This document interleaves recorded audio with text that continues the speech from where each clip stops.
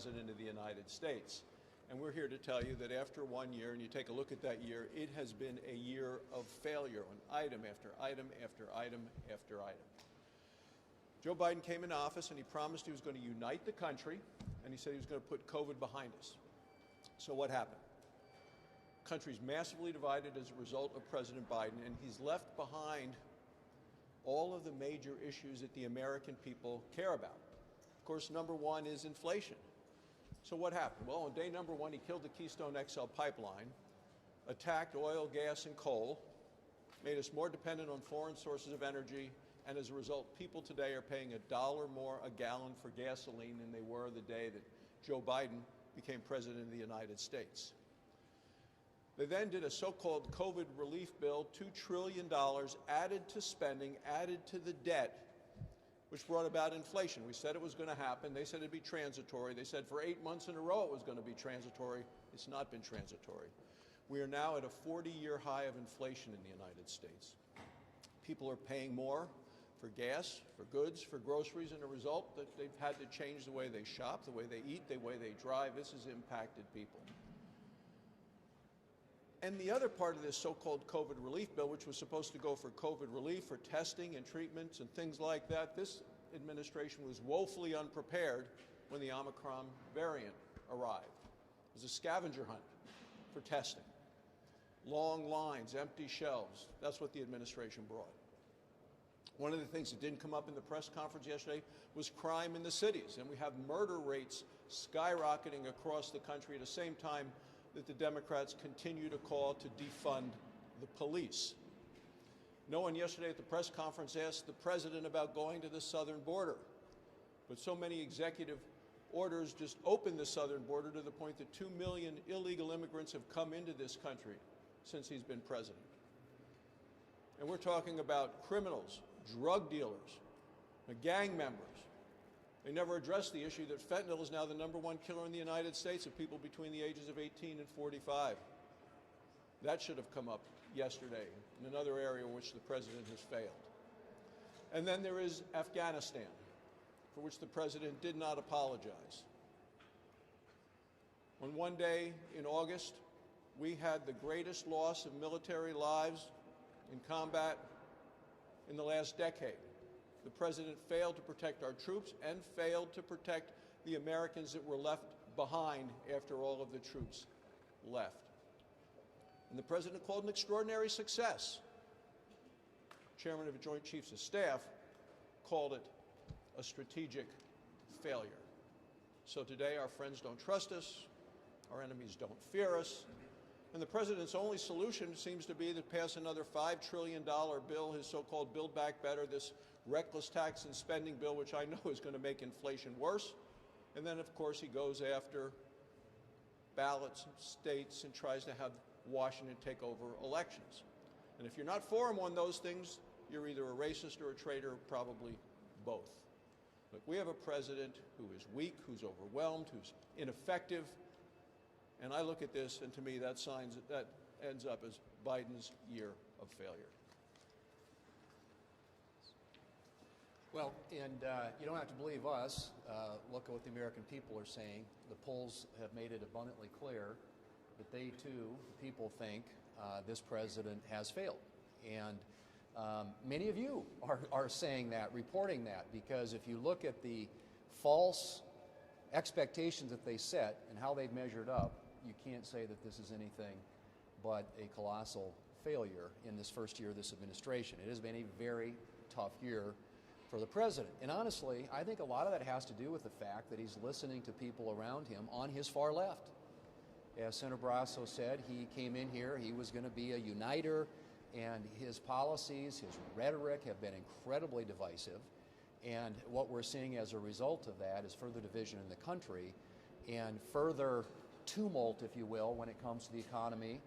The inflation is at a 40-year high. A lot of that has to do with supply chain issues that could have been solved if the president had been willing to take on some of his entrenched special interests. A lot of it has to do with, as Senator Barrasso pointed out, the energy crisis in this country. I mean, think about it. I was coming back from my hometown on Saturday, And my brother was driving, and we saw a sign for gasoline that was $2.99 a gallon. We're like, we got to stop and fuel this baby up. He drives a Suburban because we hadn't seen gas that low in a while. But generally speaking, if you look at where gasoline prices are this year relative to last year, you've seen a massive run-up in fuel prices, which affects every American's pocketbook. And when inflation is at 7%, think about that. That is a de facto pay cut. This is a Biden pay cut for every American family, because that's the impact that inflation has. And that inflation was created and fueled by this incredible spending spree that the Democrats have been on. The $2 trillion they spent earlier this year, the $5 trillion more that they want to spend, are all things that would do great harm to the economy, coupled with the tax increases that they want to add to that, and the $3 trillion in deficit spending. They would add $3 trillion in the debt if they get their way with this $5 trillion spending spree. The border is a wreck. We all know that. The Afghanistan withdrawal was truly a disaster, which did severely harm, I think, the confidence that our allies around the world have in us, and certainly didn't do anything but tempt our adversaries. And you can see the evidence of that with what's happening in Ukraine right now. So pretty much on every level, you can go right down the list. This administration has been a failure, and I believe the only way they can fix and cure that is to quit listening to the far left, to get away from the radical agenda that is driving their decision-making process, and come to the middle and decide to work in a bipartisan way, constructive way with Republicans on issues that really are of great importance to the American people, like jobs, like the economy, like inflation, like safe communities, like strong borders, and like a strong national security posture that keeps Americans safe, not only here at home, but our interests around the world. And so those are the things that I think that this president should be focused on. But obviously, if you look at the list and the evidence, it's pretty clear. It has been a very, very tough year for this administration, and one they're going to have to pivot to very quickly if they want to see any improvement, not only in his poll numbers, but in the progress and work that we ought to be getting done for the American people.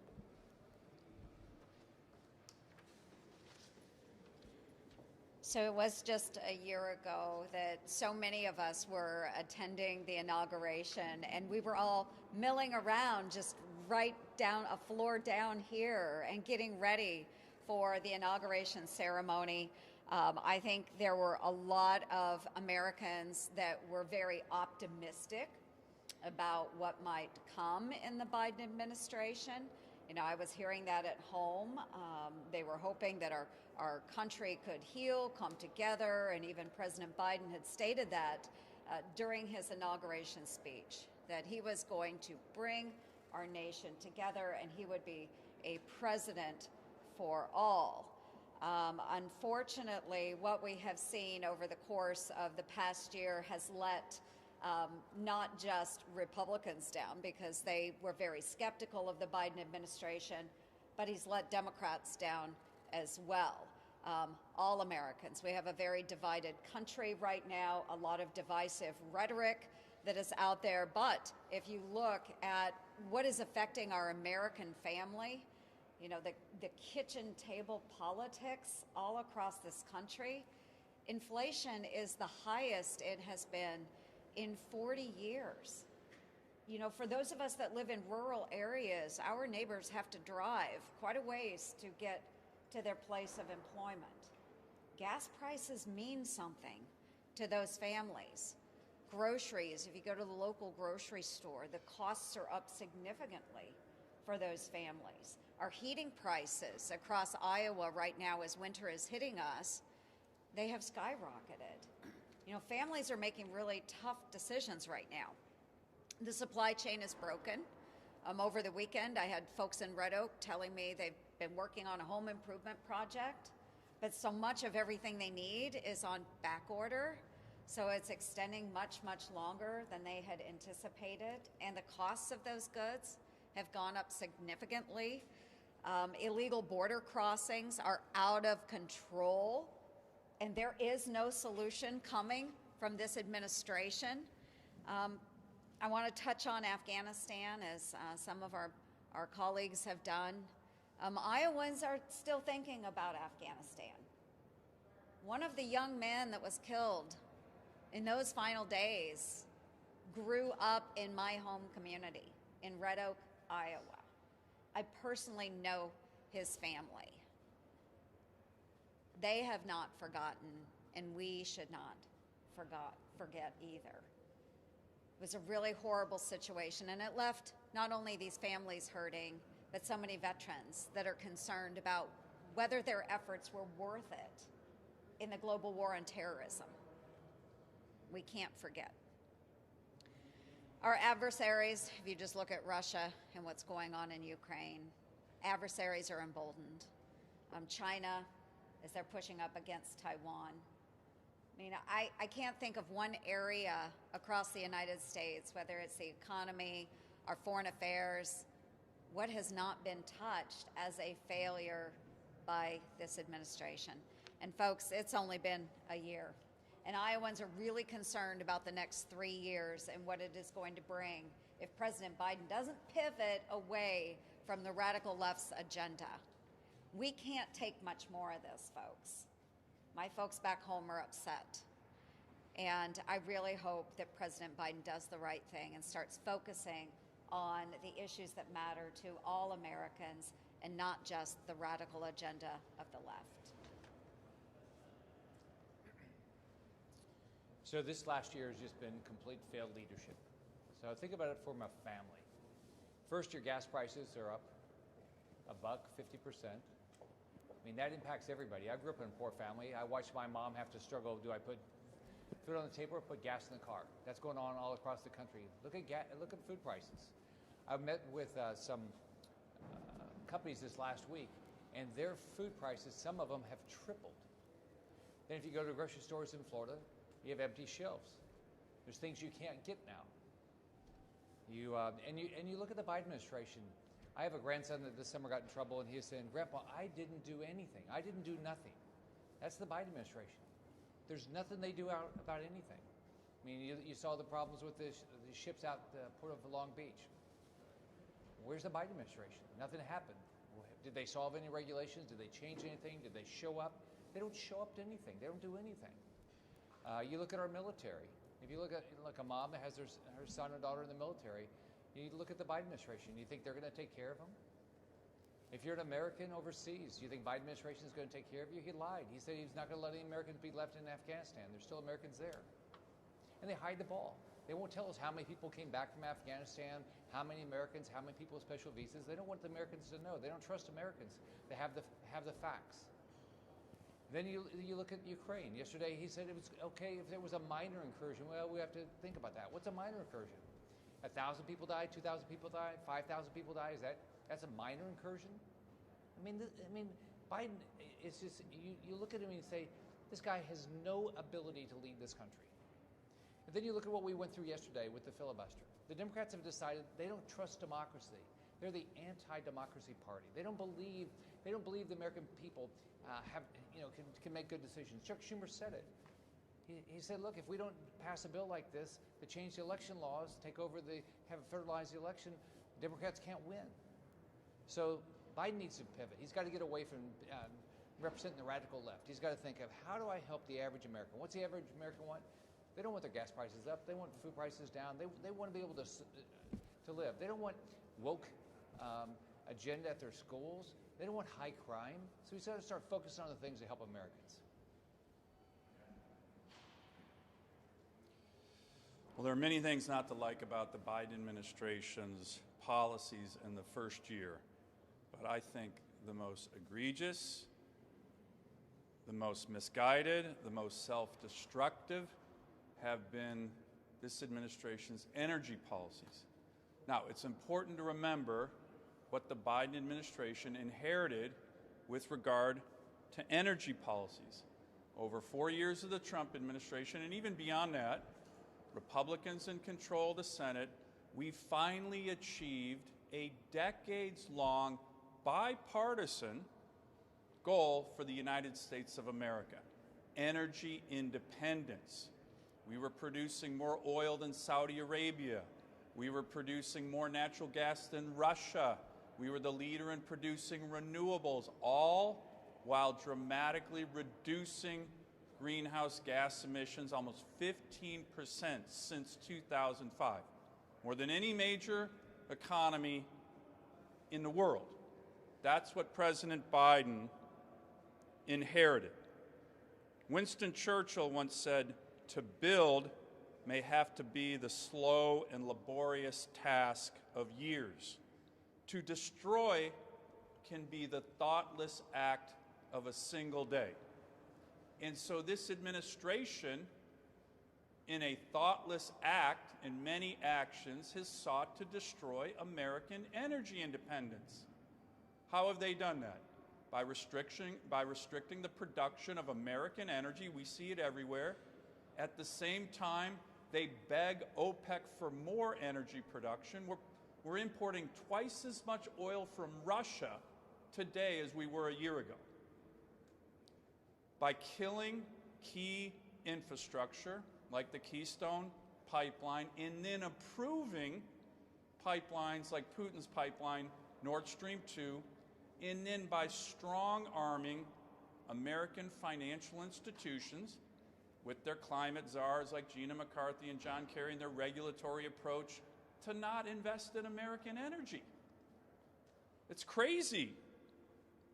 So, what's the predictable result? You know it. You've heard it here. High energy prices for American working families, some of which they purposely are trying to hoist on Americans. Pink slip for American energy workers. Talk to the building trades, the unions, the great unions that build American energy infrastructure. And empowering adversaries like Putin who use energy as a weapon. I think it's safe to say that never in the field of American politics has a White House done so much, so quickly, to undermine American interests across so many areas. All for what? Zero benefit for the environment. We have the highest standards in the world on energy production. Come to my state, the great state of Alaska. It's simply to placate the far left, a theme you're hearing it time and time again. And one final thing on this. This is very personal to me and the great people of Alaska who I have the honor of representing. Why? We are ground zero for the Biden administration's war on American energy and working families. This administration has issued 21 executive orders and executive actions solely focused on Alaska. 21. My state is being crushed by these guys. Imagine a Republican administration coming in and issuing 21 executive orders and actions against puny little Delaware. If Joe Biden were still senator, he'd be on the Senate floor raising hell every day. It's unbelievable what's happening in the great state of Alaska. The Alaska delegation has requested a meeting with the President of the United States calling for a ceasefire on the war on American energy and Alaskan working families, but he needs to stop it across the board for the benefit of our country. I think it's extremely important to understand that these failures, they didn't just happen. These failures are the direct result of Biden administration policies and Democrat governance. Inflation, a record for the last 40 years is 7%. COVID, with the vaccine, more deaths in 2021 than we had in 2020. The border, a record flow of illegal immigration. Afghanistan, the dangerous and humiliating surrender that's emboldened our enemies. Take a look at what's happening in Ukraine right now. And of course, crime, rising crime. Let me just hit on three of these. Inflation. As much as President Biden, as a candidate, promised he would never increase taxes on the middle class, inflation is the Democrat tax on the middle class, wiping out their wage gains. And again, it didn't just happen. $2 trillion of additional COVID relief, when we had $1 trillion unspent A lot of that money being spent to pay people not to work, exacerbating our supply shortage. So there you go. Way too many dollars chasing too few goods, and you got 7% inflation. The border. I couldn't believe yesterday in his press conference, President Biden said, it's just seasonal migration. Nothing has changed. No, he completely dismantled the successful policies of the previous administration. It's probably costing us more not to build the wall than to have completed it. He caused this flood of illegal immigration, and with it, the sex trafficking, the human trafficking, the drug trafficking, all the depredations that come along, the gangs, all those depredations come along with illegal flow. This was caused by President Biden's policies, Democrat governance. And I just have to quick talk about crime. Our current vice president urged people to donate to a fund to bail out the Minneapolis rioters.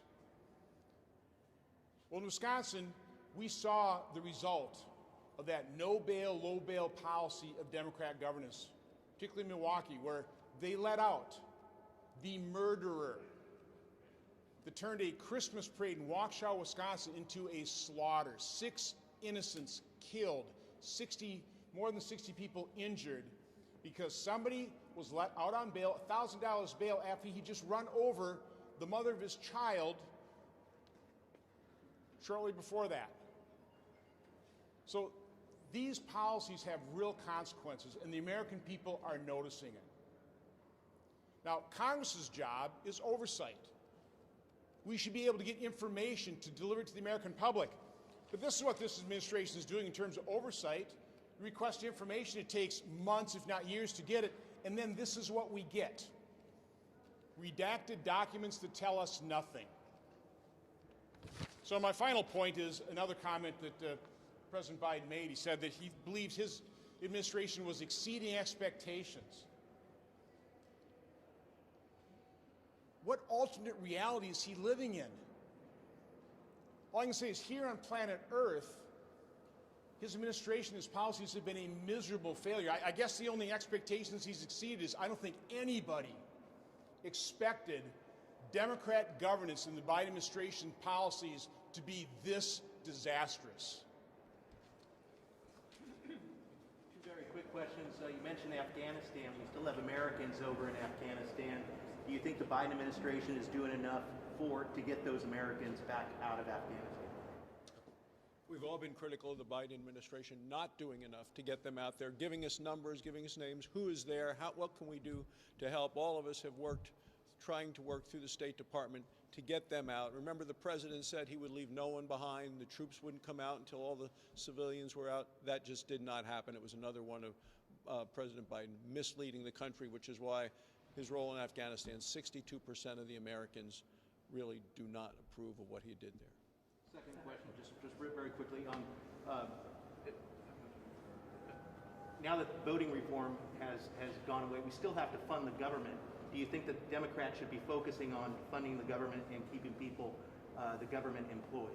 Well, Senator Shelby is working from the Republican standpoint with Senator Leahy on making sure that we can get the government continued to stay open and funded. Yeah. Senator, Leader McConnell said yesterday that Republicans don't plan on putting forth an agenda ahead of the midterms. Instead, they're going to use the midterms as kind of like an indictment on Democratic running the House and the Senate and President Biden's leadership. Is there any risk in not providing an agenda going into the midterms? Two of you are running for re-election, or just decided that you're going to run for re-election. Is there any risk in not having an agenda when you're running? I'd love to answer. The agenda is pretty simple. We know what works. It worked under the last administration. We stopped adding to the regulatory burden. This administration is putting the regulatory agencies into hyperdrive. And you make sure you maintain a reasonable and a competitive tax system.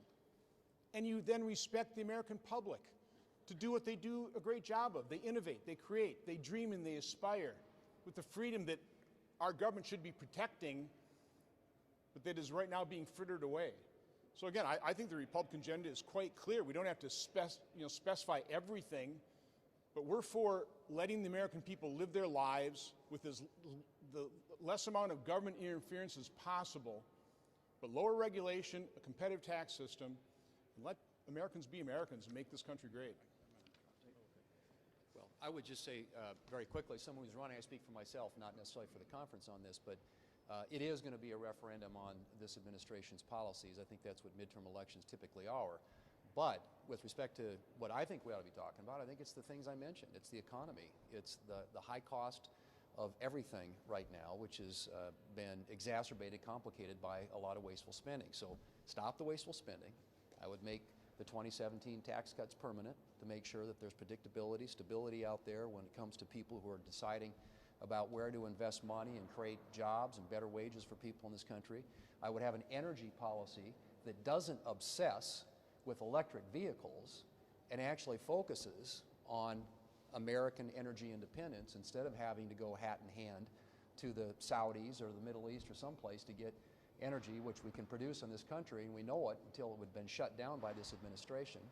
I would get Trade Promotion Authority going up here and pass so that we can isolate China in the Asian Pacific when it comes to trading and develop some of our allies in the region. And I would do something in the area of big tech.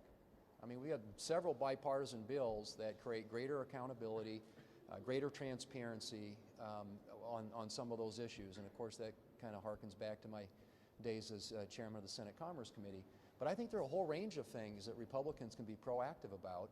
And yes, opposed to this administration and this Democrat majority's policies here, which have been disastrous, but also talk about those things that the Republicans would do that would help improve and provide a brighter and safer and more prosperous future for the American people. And a lot of that is focusing on all the things that have been mentioned today. I'll just add to that very quickly what John said, which is stopping what they're doing and then, yes, providing an alternative. And we've done that. Let me give you one specific area where we've done that. On defense. The President put forward a budget to cut defense spending. It was supported by Schumer, Pelosi, the budget chairman, Bernie Sanders, and we collectively came together and said, no, that's not what the American people want. That's not what the American people need. And that was a huge rebuke. Passage of the NDAA by big bipartisan majorities was a direct rebuke to the Biden administration's vision for defense. And by the way, the leadership in the halls of Congress on the Democratic side. If you looked at what the House put forward in their NDAA and what we put forward in ours and what came out, we rejected almost all the far left craziness that they put in their defense bill. So stop their far left focus and put forward what the American people want, which on this one was strong defense, and we did that. And then I would just say on energy, stop that madness, as I just mentioned, and a number of us have put forward a very detailed plan that builds on the positive aspects of American energy independence. It's a no-brainer. That's been a bipartisan goal of American policy for decades, and they just have sought to destroy it with no real reason. So I think those are two areas. We're doing it already. Can I just ask you, as a Foreign Relations Committee member, I know the President said yesterday, he spoke of a minor incursion as possible of President Putin into Ukraine. They're doing a little bit of cleanup on that now. But just if it's possible to set that aside, what is in reality possible in terms of bipartisan response to this threat by Russia and Ukraine? Is a sanctions bill possible? Are you talking to Chairman Menendez? Yeah, Senator Risch and Senator Menendez are talking together. You know, you take a look at what Democrats voted for not that long ago, which were the sanctions against Nord Stream 2, stopping the Nord Stream 2 pipeline. You take a look at what Tony Blinken said in his confirmation hearings in the United States Senate, opposing the Nord Stream 2 pipelines. And then Joe Biden, I mean, you talk about the hypocrisy. He comes up here then to get Democrats to filibuster.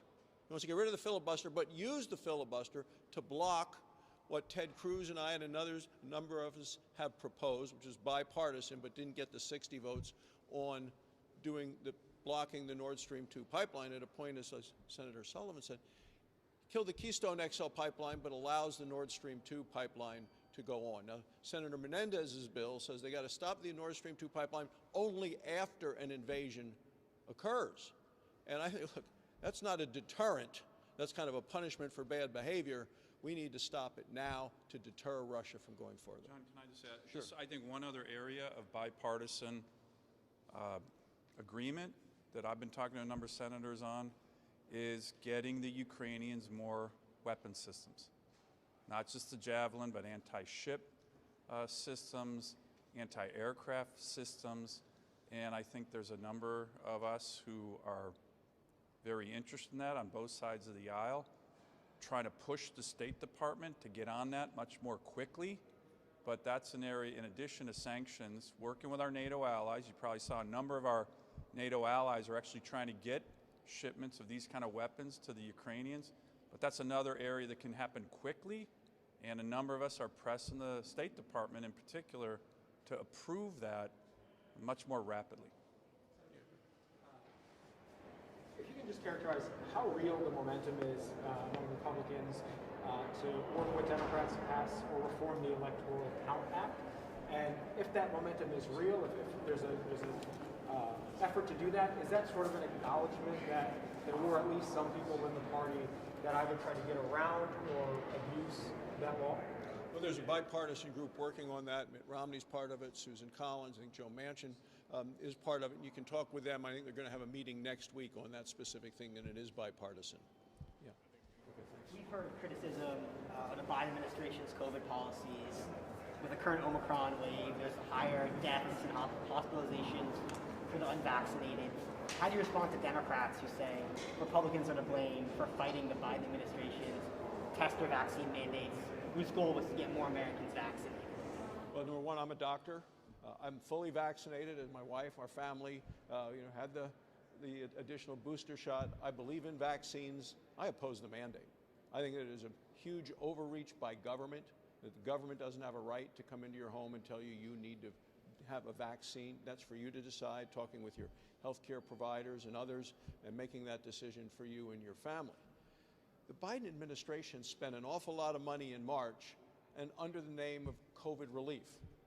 But you know, the more people have died of COVID under the Biden administration than over the previous administration. People fact check that. That can't be right. Well, it is right. And that happened actually sometime last year. So we want to get this behind us. Joe Biden ran for president saying he was going to put it behind us. He failed woefully. They failed in testing. They failed in treatment. He was so fixated, had tunnel vision on the mandate, that he ignored the real needs, which are the testing and the treatment for people that did test positive. Anyway, I think it's like the last question. Thank you. President Trump has criticized the question of legitimacy of the last election, and then yesterday, President Biden said that the midterms could be illegitimate. What message does it show the American people that the last two presidents could question the legitimacy of our election? When I look at what Joe Biden said yesterday, that says he's a guy that knows he's going to get beaten badly, knows he's going to lose the House, lose the Senate, and he just wants to say, don't blame me. It was the system itself. I know what people are asking for in Wyoming: ballot integrity, ballot accountability, ballot security, and that's done best when the states run their own elections and have voter ID, not when Washington has a big bill like they tried to pass in the United States Senate by the Democrats, removing voter ID. The president's spokeswoman was on television this morning saying people need more drop boxes for their ballots. You know, there are mailboxes all over the country. There are post offices everywhere. Mail-in ballots exist, and it's a lot easier to vote, certainly in Wyoming or in Georgia, than it is in President Biden's home state of Delaware or Chuck Schumer's home state of New York. And they ought to try to clean up what's going on in their states before they start pointing fingers at other states. Thanks so much.